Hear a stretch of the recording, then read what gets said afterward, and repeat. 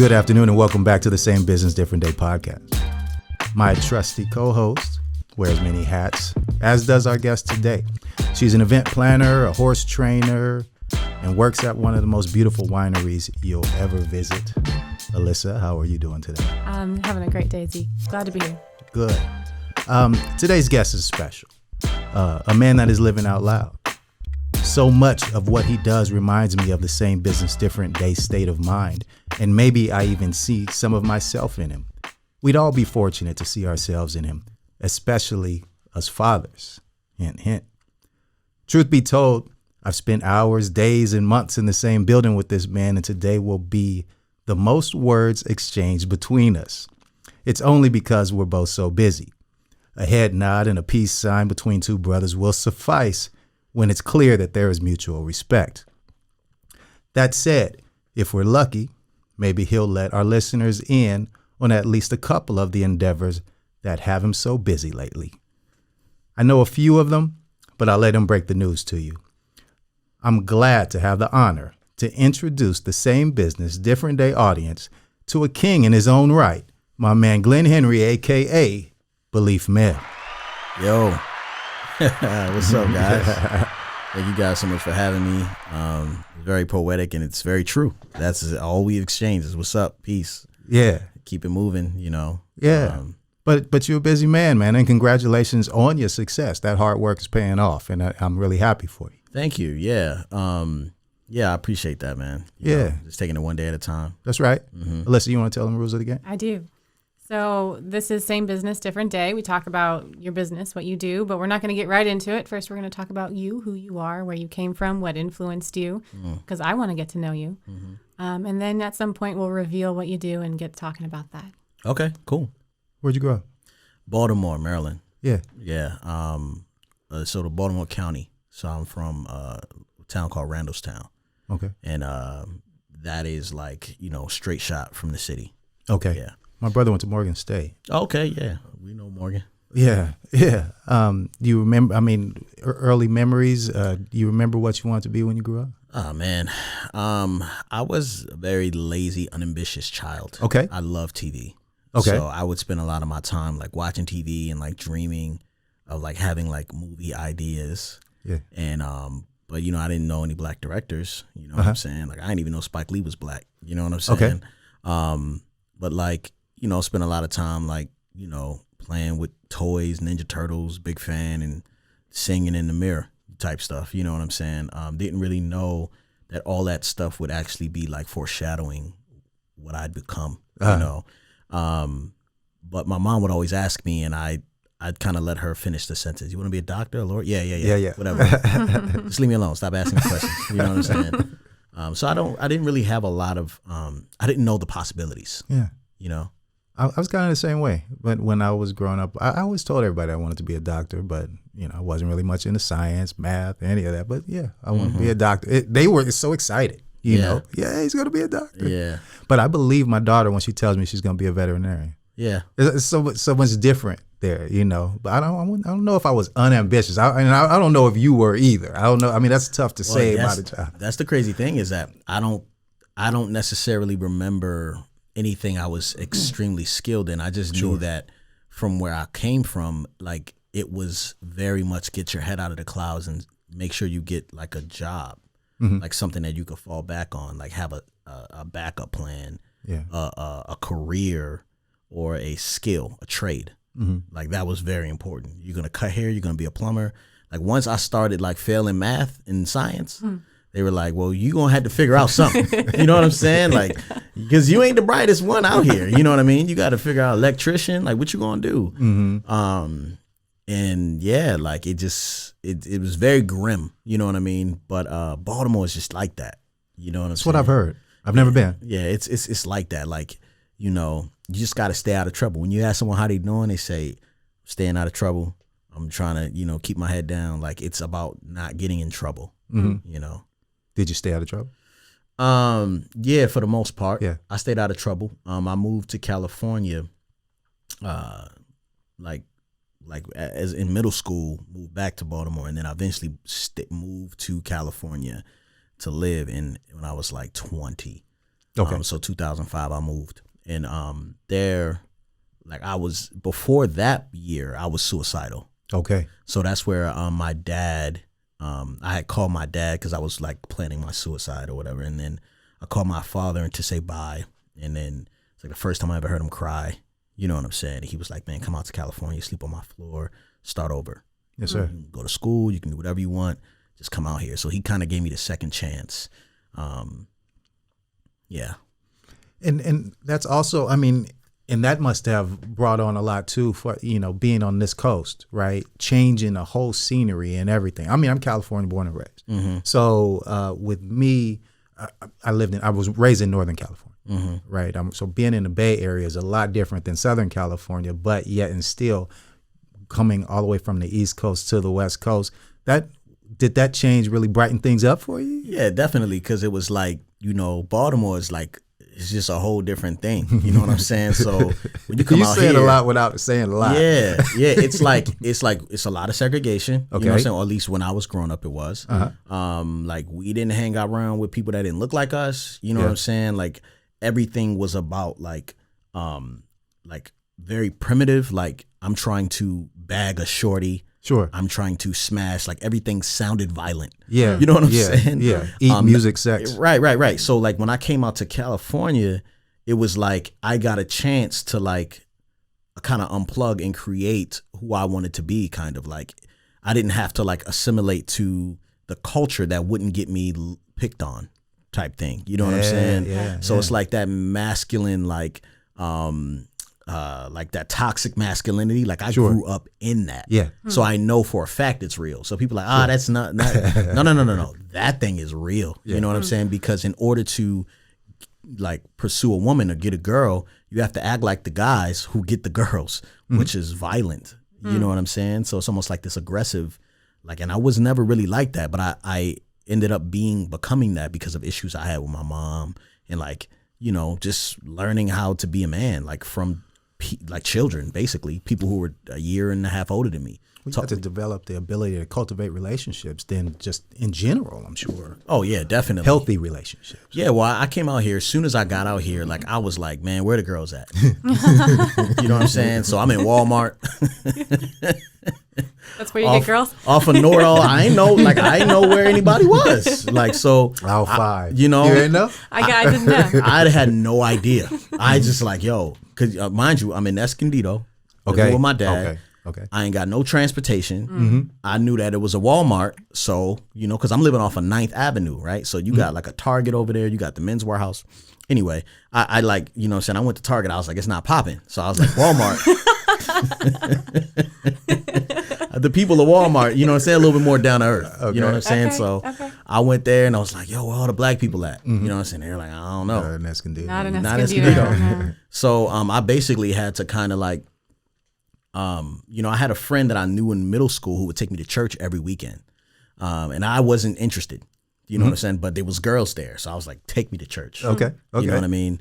So, you end up going to church long enough, you meet some cool people, you know what I mean? So I met some people who, had an interest in music and, different type of things. And it was kind of like I found like a little, kind of like a crew of people who were like willing to kind of adopt me as a friend. You know what I mean? Beautiful. And that's kind of where the shell started to unravel, and I realized I could be more than this presentation of toughness that I've learned for so long. Did you, at a younger age, have mentors in Baltimore or even once you moved to California, someone that you thought, I want to be like that person, or they taught you something? So my dad was, I had joint custody. They had joint custody. So I would come to California in the summertime and Baltimore all throughout the school year. And I used to get real irritated because like I knew my dad was valuable, but I don't think he knew how valuable he was to me. You know what I'm saying? But of course, like, he met his wife, moved to California and did his thing. You know what I'm saying? I never hated him for that. But I had like uncles, and like the people that were most influential to me were like a year older than me. You know what I'm saying? So older cousins, maybe a couple of years older than me, an uncle here and there. There was one guy named Mr. Hale, was my best friend's father, and he was like the corniest dude ever, right? He was a substitute teacher, barely making ends meet, preacher. He had like 9 people in his congregation. But he was always a present dad, right? So he'd always sound be like a consistent person. I mean, man, he was the only, like, it was the, like, in our whole apartment complex, he was the only, like, husband, wife, children. Okay. Everybody else was single mom, single dad, or grandparents and children. So it was like, he would be like, I'd come downstairs, because we were in the same apartment building. They'd be fighting tighty whities, like just wrestling, and I'd just be sitting there like, man, this is so cool. Everybody's ashy and no one cares. You know what I'm saying? But that was like kind of like the person I was just like, man, one day, like, I'm gonna be a dad, and it won't like, I'm gonna be better. You know what I'm saying? Like, I'll be a dad one day. And that was kind of like hopeful, but then, like, when you grow up in your adolescence, right? When your homie gets a girl pregnant at 18 or 15, you're like, man, I'm so sorry to hear that, man. Like, it's like a death sentence. You know what I mean? It's like your life is over now that you're about to have a kid. So I went from like wanting to be a father to like thinking that fatherhood and children, like this mishap or this curse that was put on men. So it was like a lot of relearning when I came out here. And then I met who is now the pastor of our church, Pat Lynch, who, at the time had 5 daughters. Now he has 7 daughters. But I actually saw him be a dad and was like, oh, that's actually fly. It's a good thing. Yeah. You know what I'm saying? Like, I realized the power of proof. You know what I'm saying? Like, when you see something, you can believe it. Yeah, you could believe it. Yeah. So it wasn't the fact that I didn't have like mentors or example. I just didn't have enough proof. You know what I mean? Okay. Yeah. What age was that when you met Pastor Lynch? Man, I was 20. I want to say 23, 22 maybe. So you did a good job not having a child before that then. Yeah, well, actually I had, I got her go pregnant and she had a miscarriage. Okay. Wow. But it was like a celebration. Yeah. So everything's just backwards learning. Everything's backwards. You know what I'm saying? Like, I was like, man, dodge that bullet. Wow. Like, thanking God for the death of a child. Yeah. That's crazy. Yeah. But I didn't know no better. Right. You know what I'm saying? Yeah. Yeah, man. At some point, I understand you got into music. Yeah. So when I met the dudes at the church, they were like, yo, come through. Like, I'm like the homie carrying the bags and taking pictures, and I'm the roadie. Okay. You know what I'm saying? And The San Diego craft beer industry has proven to be incredibly resilient. Regardless of tier, they're following all guidelines to ensure the safety of their loyal customers and staff. They want you to feel safe coming out and enjoying a beer or picking up growlers to go. Breweries are open and welcoming guests into a sense of normalcy through a great craft brew. While resilient, the beer industry isn't immune to the effects of service limitations and decreased foot traffic. They need your help to stay open and continue serving the craft beer they're famous for.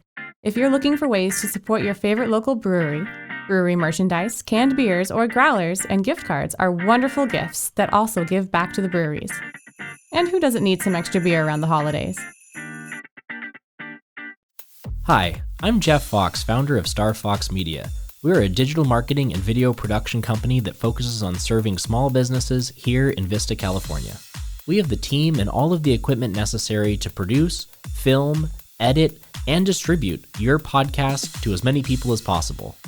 For more information, you can reach out to us via email at info@starfox.media or give us a call at 760-385-3117. Let Star Fox Media help you tell your brand story today. For some musicians? yeah, from some rappers, right? Okay. And so I'm like cutting hair. You know what I'm saying? Like, I'm doing whatever I can.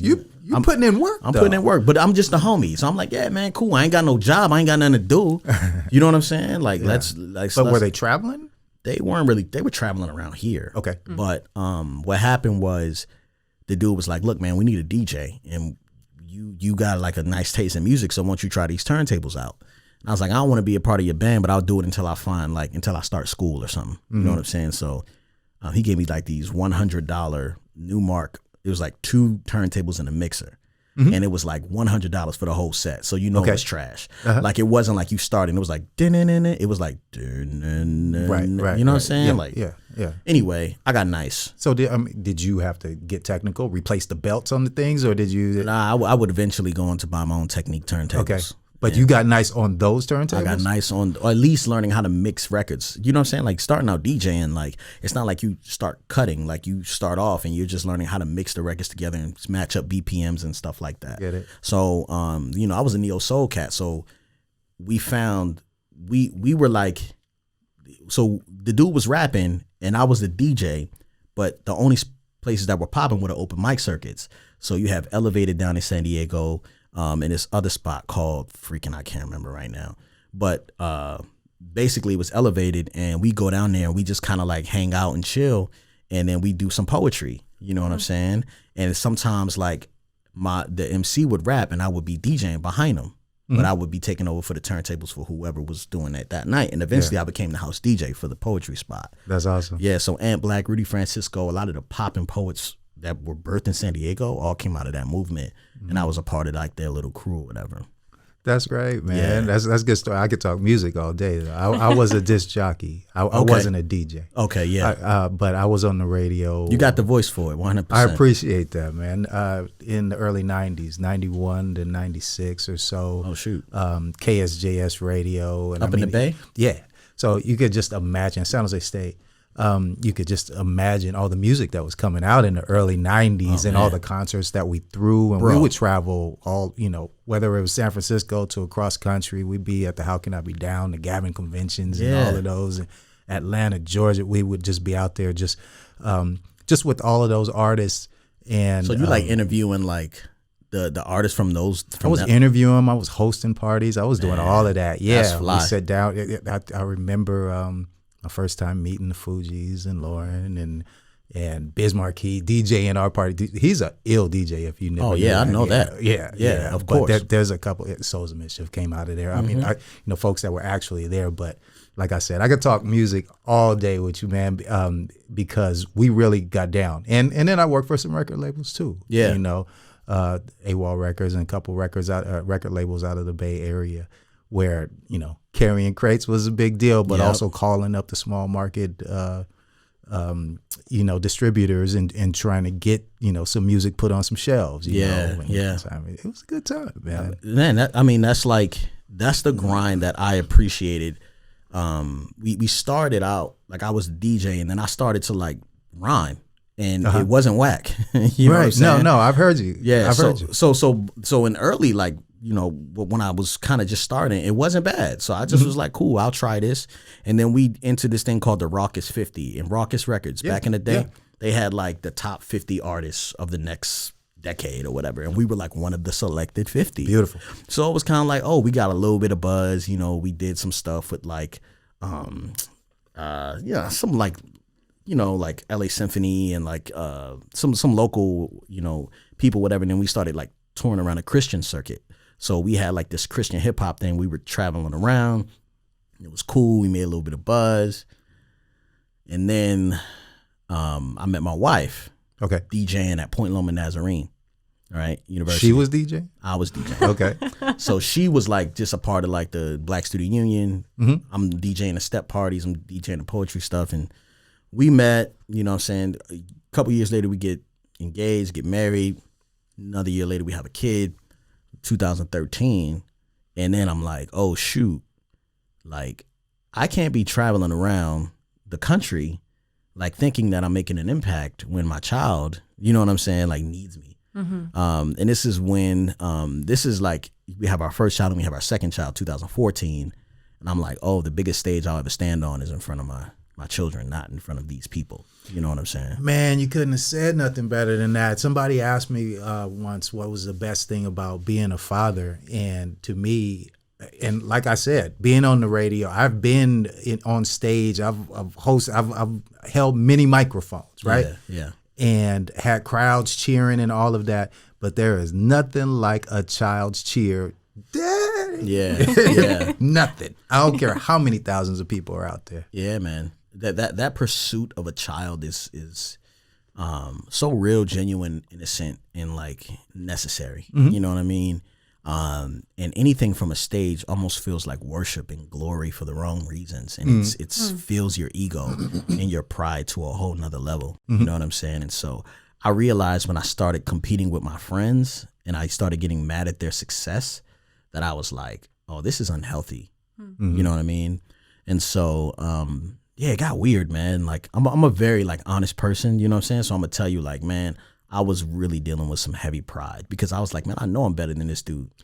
On the mic, performance, I don't care, whatever it is. Yeah. Why is he getting any type of clout? But you're not jaded on the music. You're not jaded on hip hop, are you? I mean, Oh, you man. do understand the competition and the battles and all. Oh of yeah, that. like no question about it. But it's like I am I have been jaded. You know what I mean? Yeah. Because a lot of relationships were so deep and tied into. Like I had a falling out with some people that I thought were really close. You know what I'm saying? And so, once I started doing what I do now, I don't know when you guys We're gonna get to it next. unwrap that thing. Yeah. Almost there. But I realized that once I stopped serving the people I was working with and I needed their help, that I wasn't ever really their friend. I was more of their, almost felt like their opportunity. You know what I'm saying? Because I'm extremely loyal. So like I'm a better number 2 than a number 1. Right? So I'm a better like, hey, this is my partner right here. He's going to get the work done. I'm the pit bull that comes in and like, move stuff out of the way. You know what I mean? But I needed support and it wasn't available to me. You know what I'm saying? Like I just needed thoughts and ideas and I started to feel the jealousy and all that stuff. Yeah. And it was just like, oh, okay. So I got jaded. I started to get mad at hip hop.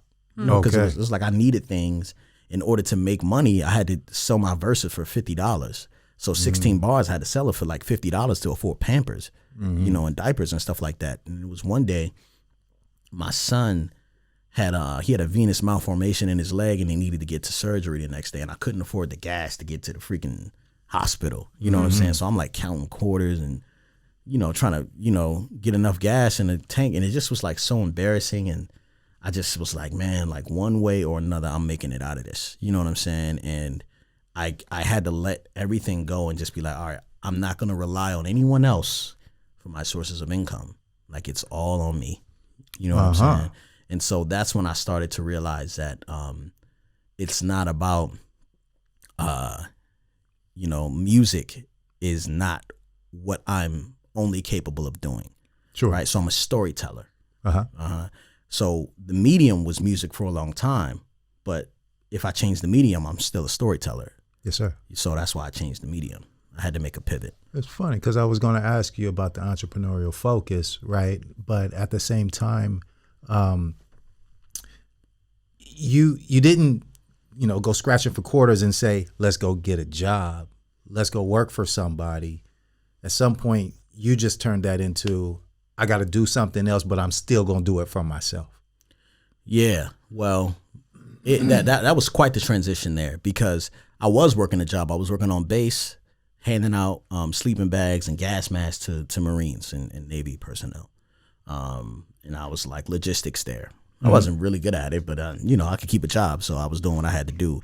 Once we had our second child, we got pregnant with our second child. My wife was like, "Yo, you should be a stay-at-home dad because the amount of money we finished pay on child care, you ain't gonna have no money coming in. You know what I'm saying? Like we're gonna use all your money basically for child care, and you can make more money just doing music at the house." Chimichurri Kitchen Company, how it all began.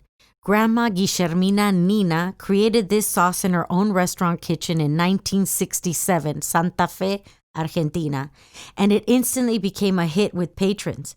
They exclaimed how garlicky, tangy, and just plain delicious her version was, and luckily, it continues to be to this day.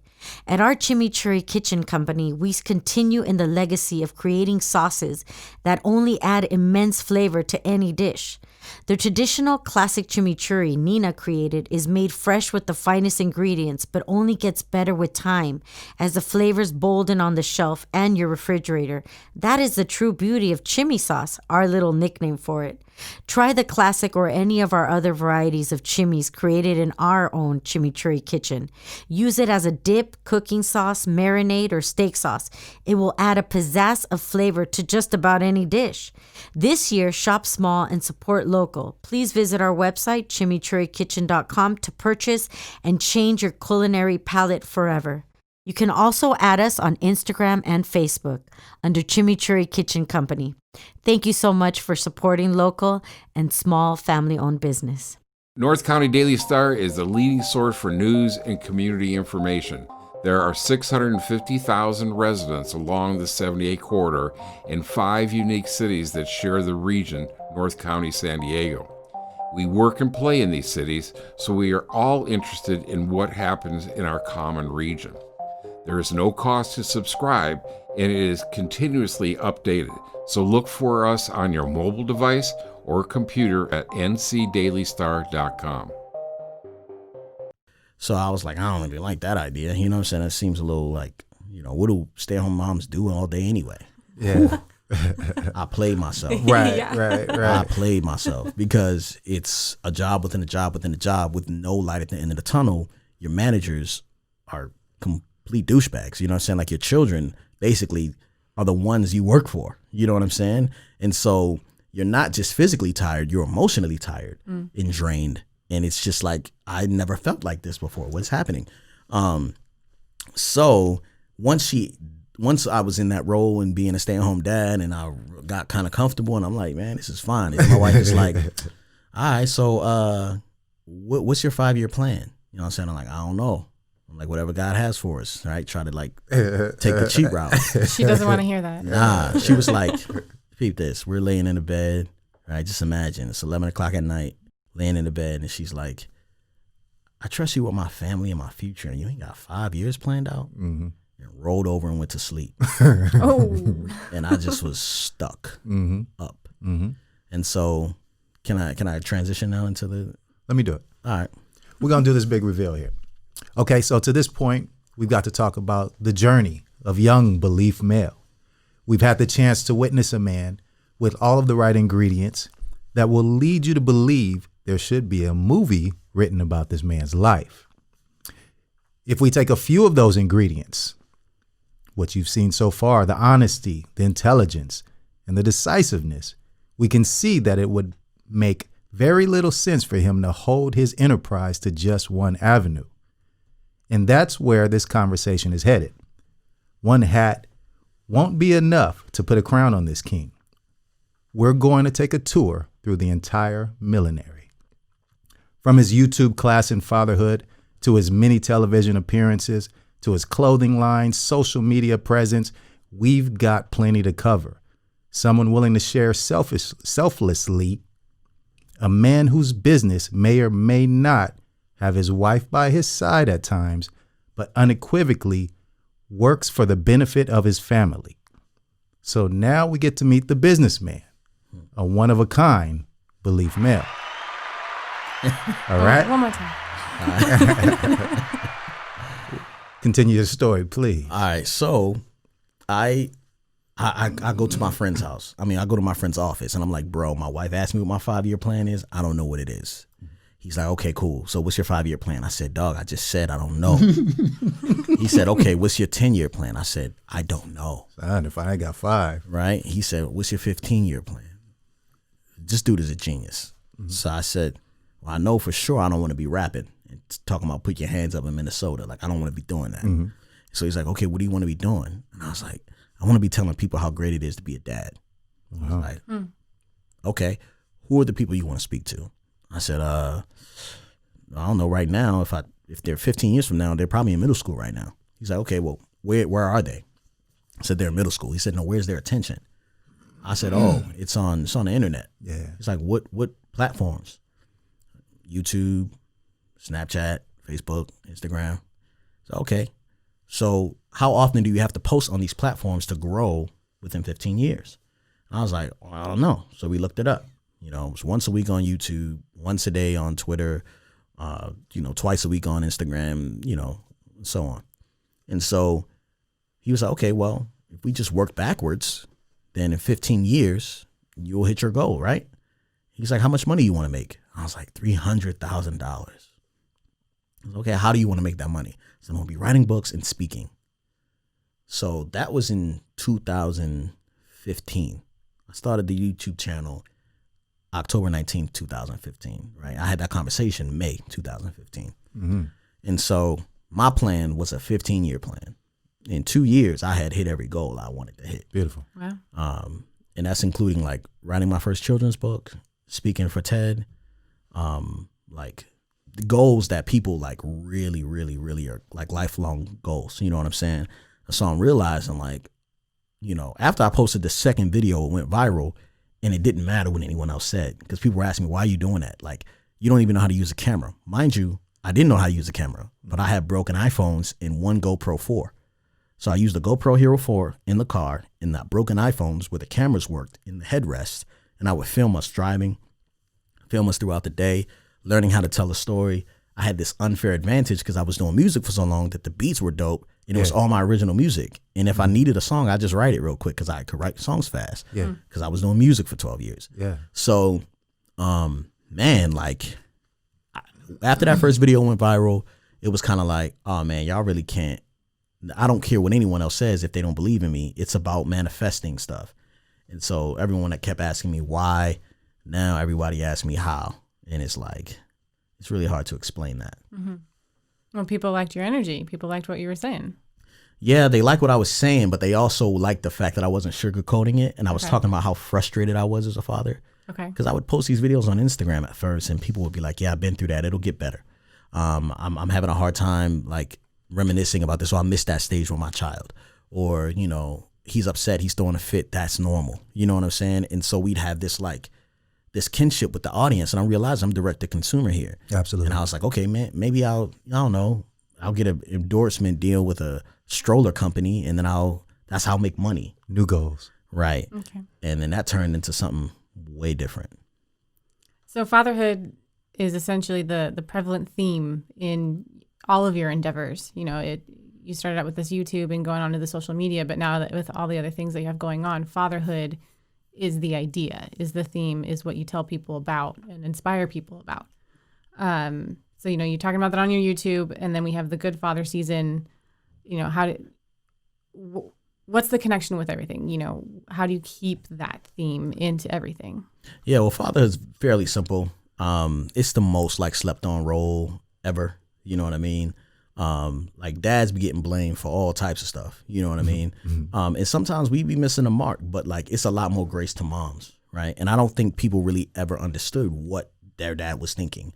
So I kind of like pull back the roll, I don't know what it's called, whatever. I pull the curtain, right? And just be like, yo, this is what I'm thinking as a father. This is why I'm disciplining this way. And this is what I'm hoping the outcome will be. I'm not saying that I'm a good father. I'm saying I'm becoming a good father, right? Because I won't know if I'm a good father until my kids are 30 and they're like, man, you did a good job. Yeah. You know what I'm saying? Like everybody wants to kill it now and tell people what the right thing to do is now. Like you don't know what the right thing to do. Mm-hmm. You're right. It just depends on each child. You got to raise them all differently, you know? So the Good Father season is the season we're in right now. And basically I'm taking time to go deep diving into each relationship with my children. I have 4 children and each kid gets about 3 or 4 episodes. I'm just kind of focusing on that one relationship. And it's this straight up story arc, right? So there's an intention, an obstacle, and a solution. There's always an intention for me to be the best father I can be, but there's something in that relationship that is interrupting that. You know what I mean? I can't get there because of whatever. You know, with my youngest son, it's his skin issues. He has really bad skin issues, eczema and all this stuff. He stays up throughout the night. It's hard for me to be a working father and execute well when I'm not getting any sleep because I'm staying up with him. Mm-hmm. So, you know, we found a solution for the skin thing. You know what I mean? But really, it's about not getting over, like it's about being okay with spoiling him. You know what I'm saying? He needs that extra affection. He's the last kid potentially. So he gets a little bit extra love, you know. It's about, you know, my daughter being the only girl, also being the first child I didn't raise primarily. My wife stayed home after she had when she got pregnant with our daughter. In her mind, she said, I'm not going back to work, but she didn't tell me. She's a math teacher, you know what I'm saying? Like, okay, we had healthcare, all that was gone, and it was on me. Mm-hmm. And so there was a little bit of an abandonment there from her with me and her and my wife's relationship. But my daughter was the first person that I had, like, I was not the one that was like controlling everything. You know what I mean? So there's attitude, there's issues with my daughter that I can't actually be the solution for because I didn't raise it. You know what I'm saying? Yeah. So my wife, I have to be okay letting go of the steering wheel and let my wife lead in that relationship For sometimes. For now. Like you said, I mean, you're talking about 30-year-old, it does. The project is still happening. Yes. You're not at the product yet. You're still a part of her life, and you can make a difference. I definitely can make a difference, but I be getting played, man. I hear you. You know what I'm saying? Like, daughters will play you. You know what I mean? You have one. I do. So, I tell my stories. I'm waiting to let you tell yours. Yeah. I get finessed on it daily. You know what I'm saying? And like my sons, they respect me and like this almost kind of like, man, I don't feel like pissing this dude off. You know what I'm saying? Okay. My daughter's like, well, you didn't give me any love, so why should I listen to you? At 3. And I'm like, I don't know why you shouldn't. I have no idea. You know what I'm saying? But it's just difference between like my sons being like, listen, man, I already told you once, do you have a problem with my voice? Are you not listening to me? Help me understand why you don't care about listening to me. And my daughter say, I care about you. I just don't want to listen to you. You know what I'm saying? Like I prefer to hear it from mom. Yeah. Well, you say, I mean, you got to raise them all differently anyway, right? Yes. You already said that. Like, no two children are the same, even though they got two of the same parents. Yes. Right. And that psychologist meant the ability to read each and every one of them and be able to roll with each of them. That's fun. I mean, for me, but I only got 2. So were you raised that way?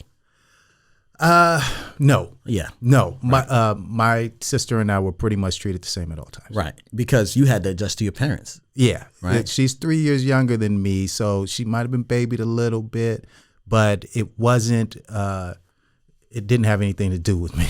Right. Yeah. They weren't treating anybody any differently. It was just that she was a girl and she was the youngest, and but no, we were pretty much raised the exact same way. Right. Yeah. And that's how it goes. That's how it is for me too. Like, we have to adjust to our parents. You know what I'm saying? And like I just think about like the way God looks at us. Like he knows everything about us. So he's no way he's gonna treat me like he treats every single person. Like he gives us what we can bear. Yeah. So like I just know that being a father, becoming a good father, is like my only goal in life. But besides being a good husband as well. You know what I'm saying? But if I'm a good husband, like me being a good father is also me being a good husband. You know what I'm saying? Because I am, pursuing my wife in a way that complements my fatherhood, the way I parent. You know what I'm saying? So even in my forgiveness of the things that we go through, Sure, and how we discuss our issues, I know that my children are watching. You know what I'm saying? And it's a better form of accountability. You know what I mean? When you're doing it for your children, or while your children watch. It works good in everything, whether it's the relationship, but also really the way, like when I talk about fatherhood as a priority, being the best parent, or my kids being my priority, even when I'm sitting at my desk working, I'm thinking about them. Come on now. When every single thing that I'm doing, when I get behind the wheel in the car, I'm thinking, how will this drive from this place to that place be best for my kids? Yeah, exactly. That's just the way that I approach life, and not everybody is a kid's first parent. That's for sure. Well, I that's the crazy thing too, man. That's what's jacking me up with entrepreneurship, because I love like being able to provide for my family, but balancing everything. Like work-life balance is just a joke right now. You know what I'm saying? It's like a cruel, like, are you kidding me? You want to have balance? You know what I'm saying? Like I could juggle, like when I could catch something when it's falling. You know what I'm saying? Like I could hold on to it and throw it back up in the air, but I'm juggling. I'm not balancing well. That's not something I'm not. Ooh, it's bad. Is it a new goal? I mean, you see the logo, right? This is talking. I mean, that's kind of what we're all about. It's the balance of business and pleasure, and not necessarily pleasure, but I like that you brought that up. That work-life balance, and for you not seeing it. Well, I mean, here's the thing, man. Like, I started something, and I didn't know how to do it well, right? Because there is not a lot of examples of like YouTubers, family YouTubers succeeding well. Okay. Right? A lot of these people are like cheating on each other and, doing it for clout or like exploiting their children. You know what I'm saying? Okay. Hey, Johnny, say this or you won't get any candy. Or if you do, I'll give you candy. Or, you know what I'm saying? Like, it's a lot of manipulation going on. So I'm not trying to because I know that if I wanted to make a lot of money, I could put both of my children in front of, a camera and open up toys every day. 7 toys. I could budget it out. 7 toys under $20. Like I could finesse it, but we go viral and we get the numbers we wanted to make. But that's not what I'm trying to do here. Yeah. You know what I'm saying? Like I'm trying to build a legacy and really equip other fathers, right? So The priority's there. the priority's there, but it comes from like this past hurt, which is crazy. About to get deep. Ready? Let's do it. All right. So the reason why I'm so passionate about fatherhood is because I know my father never really knew how valuable his position was. And the reason why my father didn't know is because his father didn't know, right? Because his father chose himself over his family at times, Okay. right? So instead of holding my father accountable and holding his feet to the fire, I've decided to become the example of fatherhood that my father needed to see, also the example that my children need to see, and every other father that looks at me. So now I'm carrying generational burden Yeah. on the back of this YouTube thing, which has just been revealed to me through therapy this summer. You know what I'm saying? So it's like, oh my gosh, like I'm trying to provide for my present, provide for my future, right? I'm trying to be present and I'm trying to heal my past all while doing this work. And I don't even have time to check in with myself. Like, and I've been so consumed with work, I don't even know what I enjoy. So one of the things that people have been telling me, you need to take time off. You need to figure out something to do that doesn't have anything to do with work and just do it. But I don't have time to even get to know myself. So I tried. I took 2 days off. I went to Cape Ray, the little, hotel down off in Carlsbad. Okay. Sat there for 2 days and just slept. I didn't know what to do. My wife was like, what did you do? I was like, man, I slept so long, I got a headache. I was like, I don't want to do that again. And she's like, you got to figure out how to take a vacation. You're not doing it right. And I'm just like, I don't know how to rest. Yeah. And the reason is because I have 4 children. You know what I mean? I have a wife. We just bought a new home, right? It's not cheap. This place, it's not. Sure. It's not cheap. I also have 4 employees. I have about 3 or 4 contractors that work for us. And we work with a lot of different companies. Everything is on me. It's on my shoulders. Yeah. So when you see me out here, and all I could do is give you a peace sign. Just know that's you know what I'm saying? Like, and so I'm more concerned, like understanding that the good father season is going to come to an end, and I need to focus on my own mental health because if I lose it all, right, there's not going to be a father to help. You know what I'm saying? And so, man, You'll get there. You'll get there because,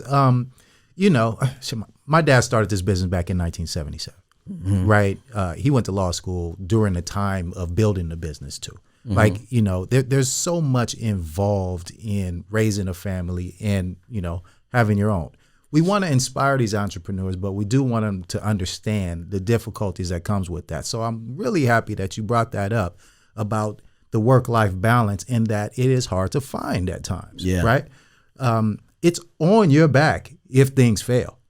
At the same time, there should be a little bit of freedom there over time that you can make for yourself. Yo, is it another ad from Beleaf? Of course it is. I have a YouTube channel called Beleaf in Fatherhood where we equip fathers, give hope to mothers, and inspire children. And I promise you will not be disappointed if you check it out. Beleaf in Fatherhood on YouTube.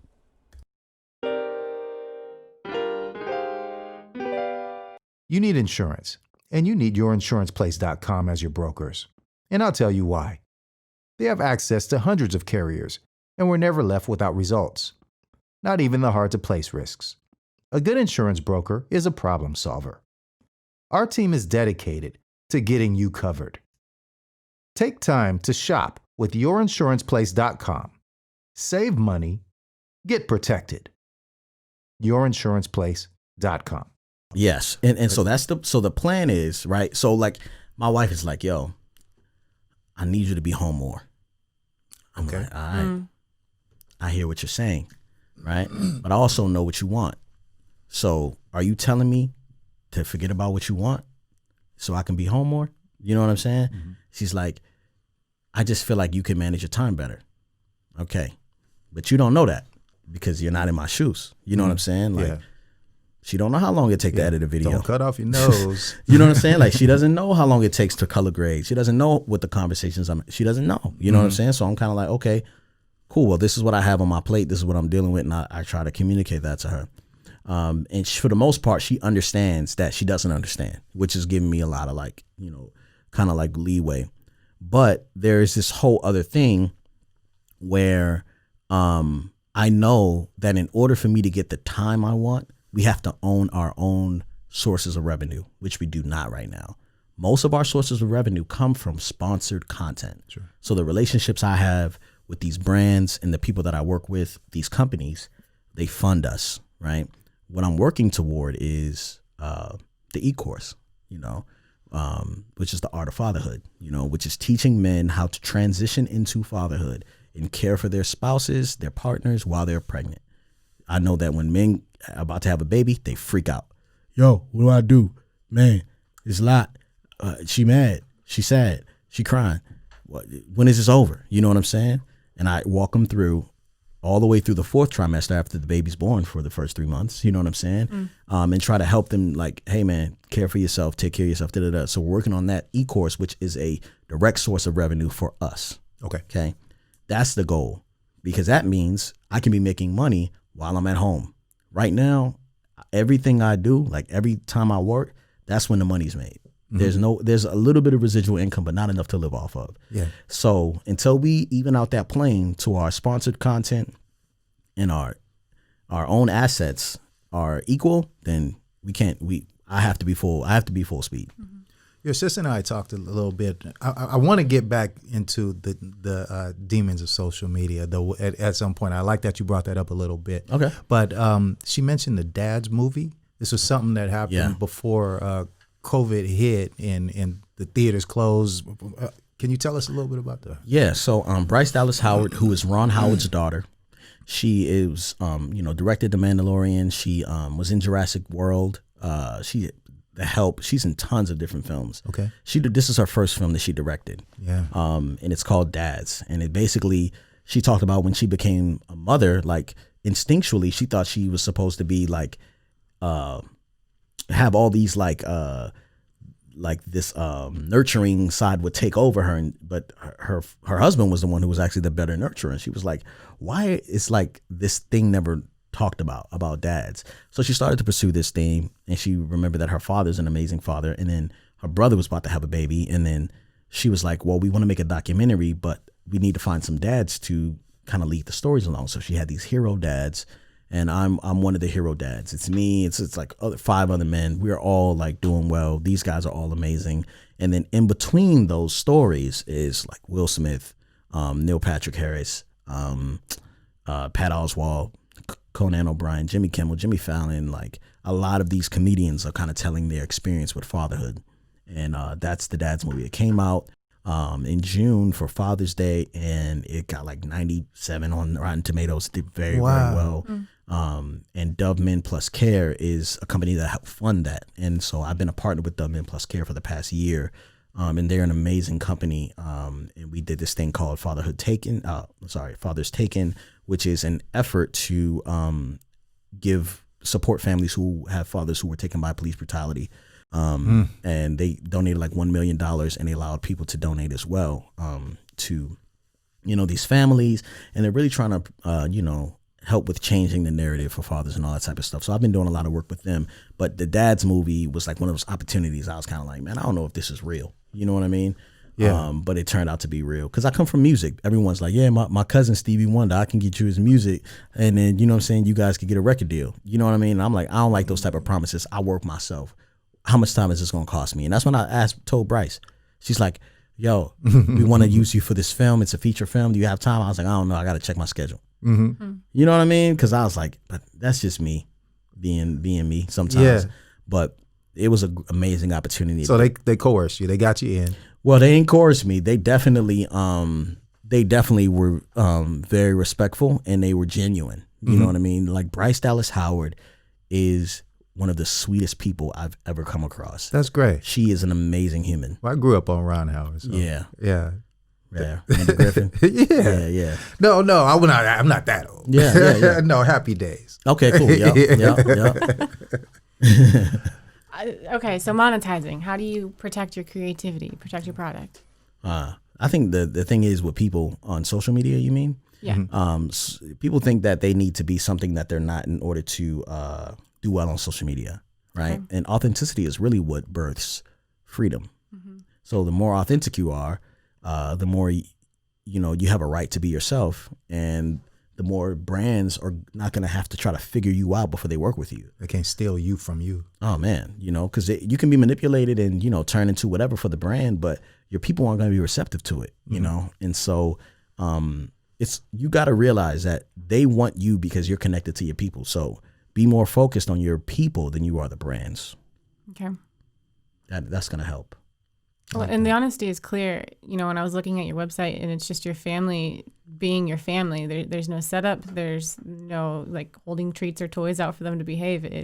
It's just a wholesome love family. Yeah. It's nice to look at it. Well, a lot of people don't know what Black people do. You know what I'm saying? Like Sure. they don't know like that we like how we treat our family or whatever. I remember like when I first started doing this, and like this guy at my church was like, "Thank you so much for giving us a window in." And I was like, well, what you think we was doing? You know what I'm saying? Like, we've been going to church together for years. One of the interesting things though is that like each of my children they are themselves. So the oldest is cautious. He's a classic older child. Cautious, like really wants to approve to his father, right? So sometimes he won't want to be on video, but because he knows I'm working, he'll think that's what I want and do it anyway. But I have to remind him, hey man, like I need to get consent from you before you step on camera. Do you want to be a part of this? You do not have to be a part of this if you don't want to. Right. The second oldest, wild child. You know what I'm saying? He, like if you're eating a quesadilla, right, and it's a circle, he folds that joint in half and bites the middle. You know what I'm saying? Like he's, Kit Kats, you take them apart, he bites the whole thing. Like he's just walks to a different drum. You know what I'm saying?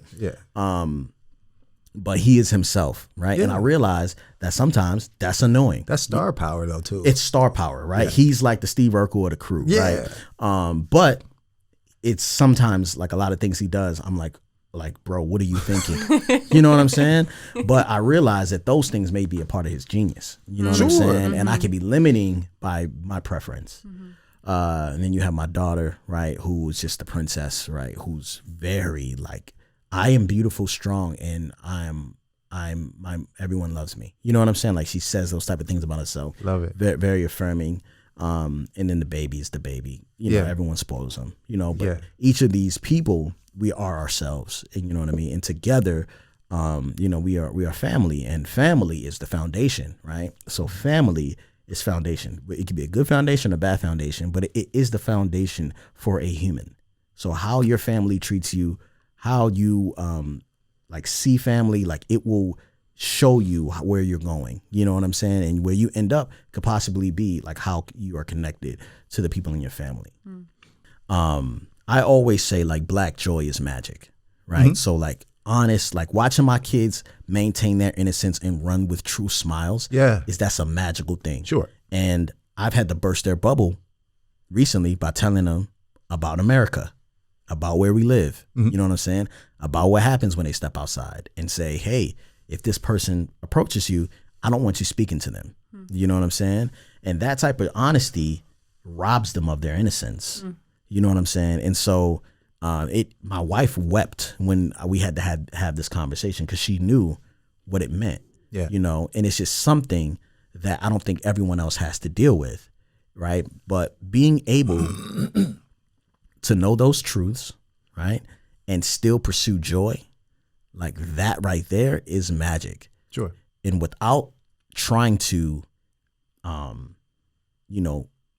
get revenge, you know what I'm saying? Especially as you get older. Right. Right. Because the youth, they may still be able to find the happiness, know how to play, skip rope, and have that kind of fun. But as you get older and you starting to see, my parents were right. Oh, I can feel this. I can feel that pain. And, and not trying to get revenge. I get what you're saying right there. Sure. Yeah. And it's like it takes me back to that place when I just said, like, Baltimore, like, stay out of trouble. I'm keeping my head down. I'm out of the way. Yeah. It's like, nah, man, you got a right to do whatever you want. This is your land too. Yeah. You know what I mean? Like, don't feel like don't feel like that. It is hard. It's so hard to fight it. Yeah. But like, I think success for me as a black man is knowing that my children smiles can be honest and genuine. You know what I mean? Like, we're getting closer to them being free from, you know, a lot of the stuff we dealt with. And a part of like why I even started doing what I'm doing is to show people, like, man, we out here. Yeah. And there are really good fathers.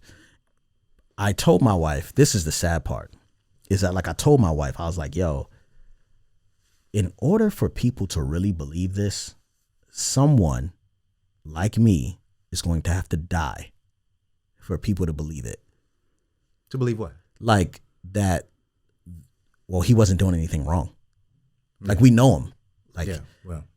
you know what I'm saying? Like, it's you know, it's some people who, you know, things happen to or whatever. It's like, but when it happens to like a black man that everyone knows, like a Will Smith, Yeah. it's kind of like, whoa, wait a minute. Yeah. You're starting to step into my source of entertainment. You know what I'm saying? America, we're going to have to do something about this. Yeah. You know what I mean?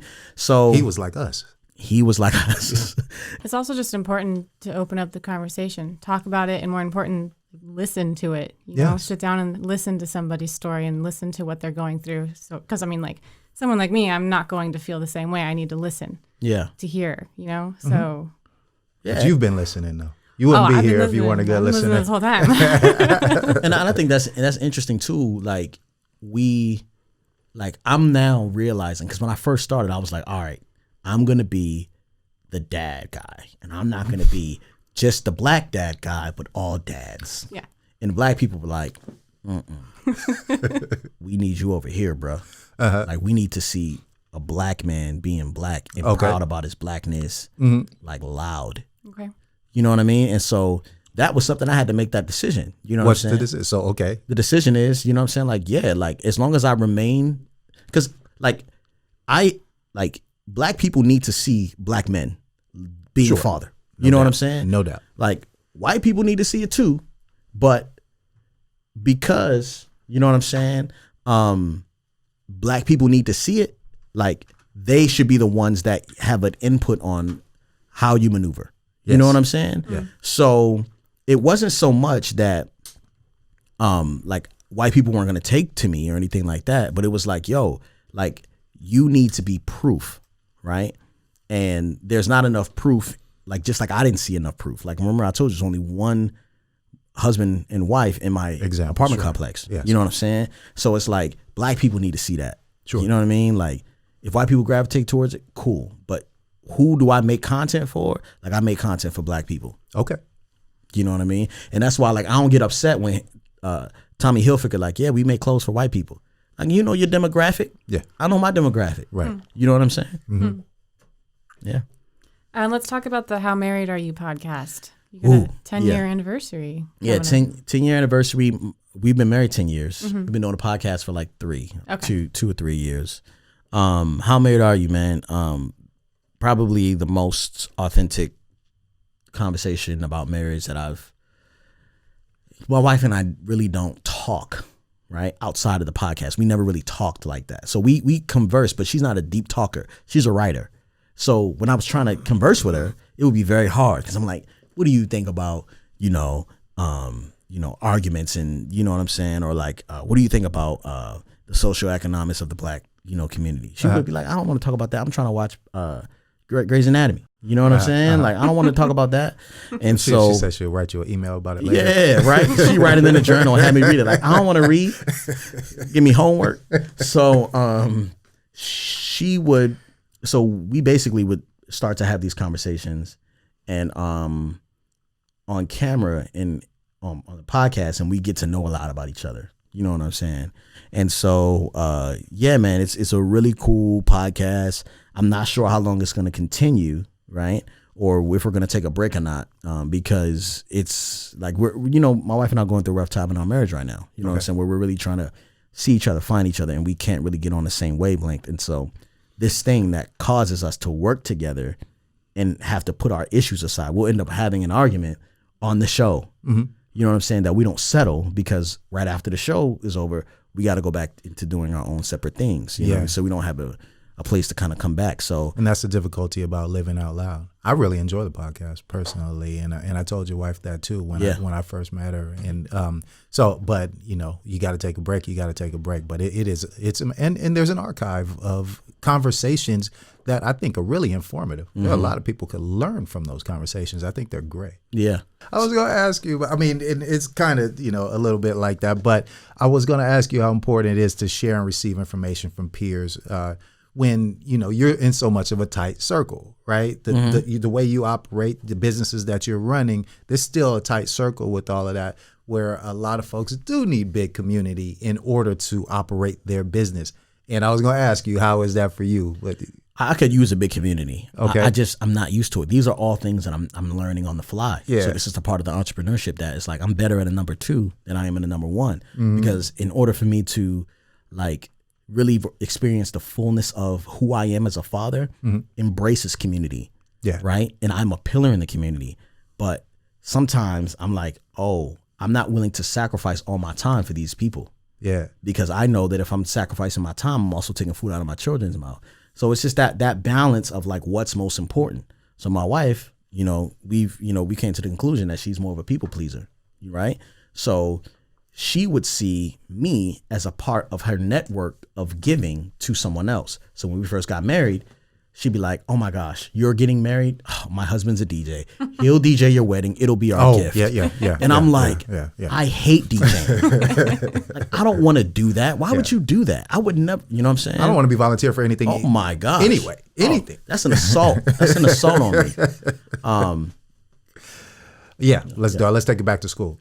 So back to school, people, you know, go to school to become business people. I want to know what they teach you in the classroom. Is it prevalent to the real life? So here I'm talking, you know, image is everything. You've got a really strong image. You know, I look at your website, I look at your social media, I know exactly where you're coming from. But with so much going on, what are the keys to sticking to that image? You know, what path do you follow saying, no, I know how I'm going to post this without it, or I'm not going to post this because it's not my image?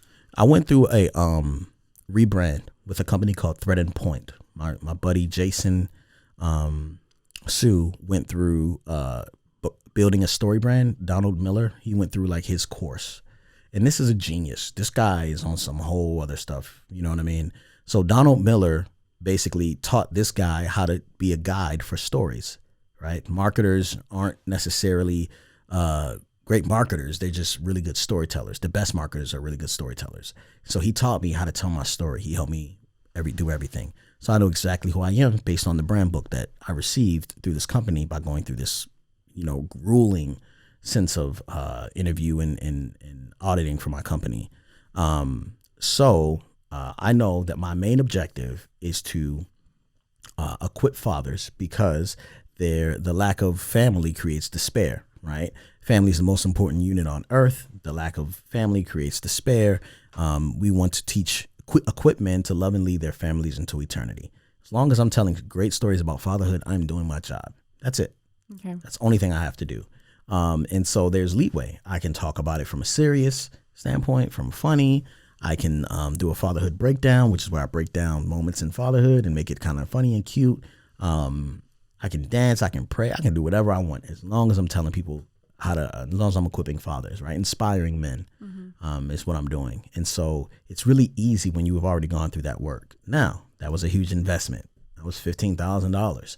I didn't have that. I never spent that much money ever. You know what I'm saying? I'm sure it's way more expensive now, but that's what it cost me. And but from that, we got a logo. I know who I am as a company. We got a wireframe for our website.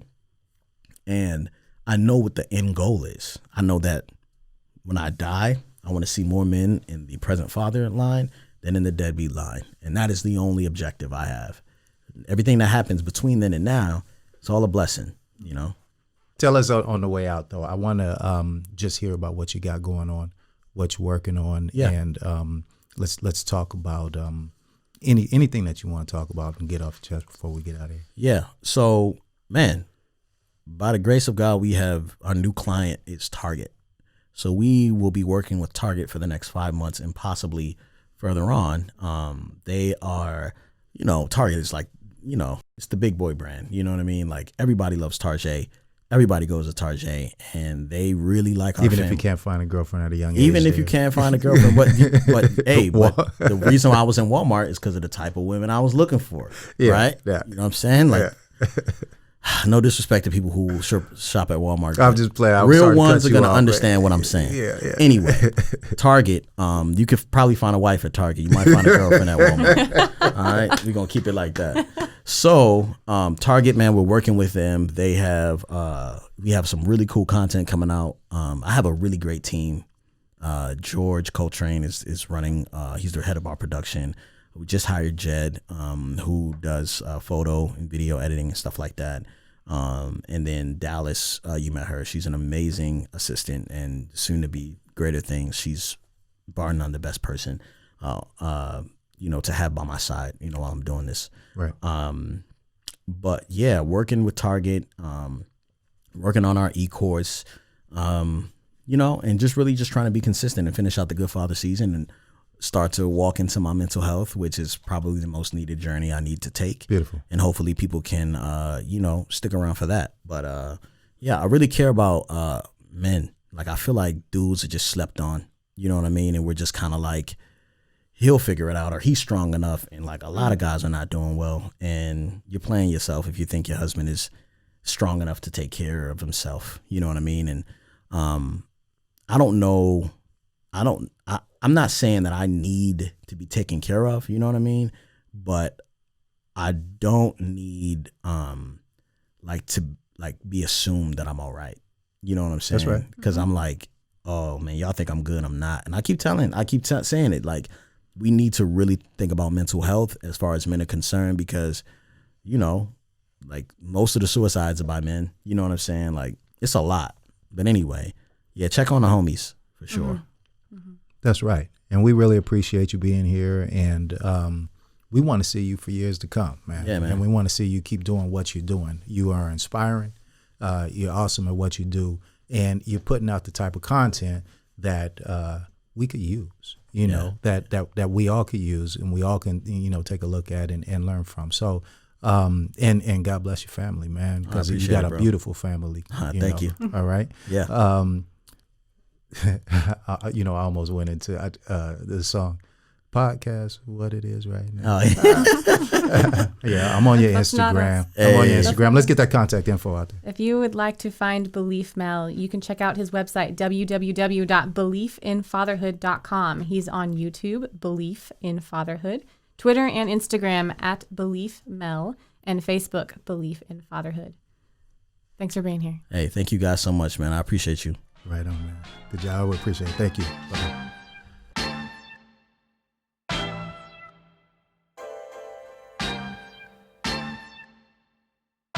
Thank you for tuning in to Same Business, Different Day podcast. A special thanks to Star Fox Media on video production and James Russell on music production. Please like and subscribe the Same Business, Different Day podcast on iTunes, Spotify, or wherever you listen to your podcasts. Don't forget to leave us a nice review. Tune in next week for an exciting all-new episode.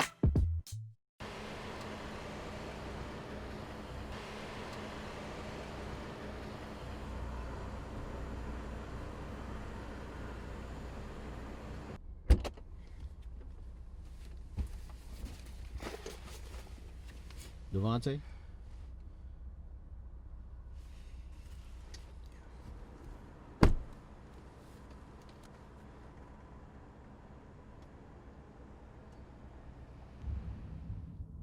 It's been a long day, man. I'm gonna play you something.